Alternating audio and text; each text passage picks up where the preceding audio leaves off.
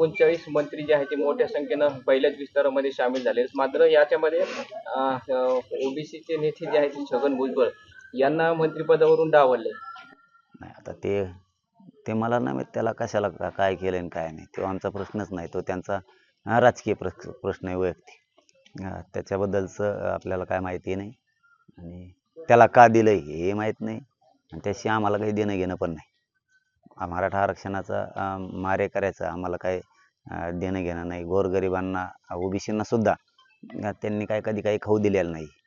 परंतु ते आता मला काय म्हणायचं की त्यात पडायचंच नाही आम्हाला. त्या राजकीय विषय त्यांचा तो आरक्षणाचा विषय नाही तो राजकीय विषय. त्याच्यामुळे त्यांचं ते बघून घेतील. आपल्याला बोलायचं काही गरज नाही असं मला वाटतं की राजकारणात आपण बोलायची गरज नाही. आरक्षणात बोलला तर सोडणार. त्या काही दिवसांपासून आपला जो प्रलंबित प्रश्न आहे मराठा आरक्षण, तो तुम्हाला वाटतं का आता या अधिवेशनात तरी सरकारनं मांडावा आणि जो आहे तो राहिलेला प्रश्न आणि तुमच्या ज्या मागण्या आहेत ते एक एक करून तरी मार्गी लावावेत असं तुम्हाला वाटतं? मांडतील असं वाटतं की या अधिवेशनात सगळे प्रश्न निकाली काढतील. आणि सरकारला पण विनंती आहे माझी आपल्या चॅनलच्या बांधवांच्या वतीनं की सरकारनं आजपासून अधिवेशन सुरू होत आहे. या अधिवेशनात मराठा आरक्षणाचा प्रश्न मार्गी काढावा. सरसकट मराठ्यांना राज्यातल्या कुणबी प्रमाणपत्र देण्याचा. कारण ओबीसीत आम्ही पूर्वीपासून येत म्हणून आम्ही काय कोणाचं मागत नाहीत काय नाही. 3 गॅजेट आहेत ते गॅजेट पण लागू करावेत. सगळ्या केसेस पण मागं घ्यायचं सरसकट. त्यांनी त्यावेळेस ते बोललेले आहेत तेही करावं. शिंदे समिती माननीय जस्टिस शिंदे साहेबाची समिती तिलाही काम सुरू करायचं पुन्हा सांगावं तातडीनं. जे कक्ष होते पूर्वीचे ते कक्षही सुरू करावेत.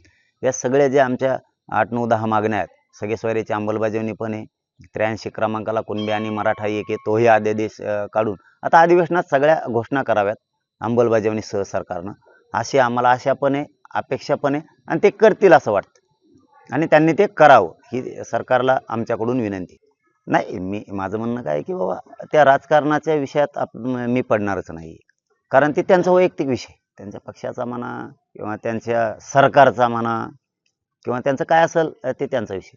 आरक्षणाच्या विरोधात बोलायला कोणी सोडणार.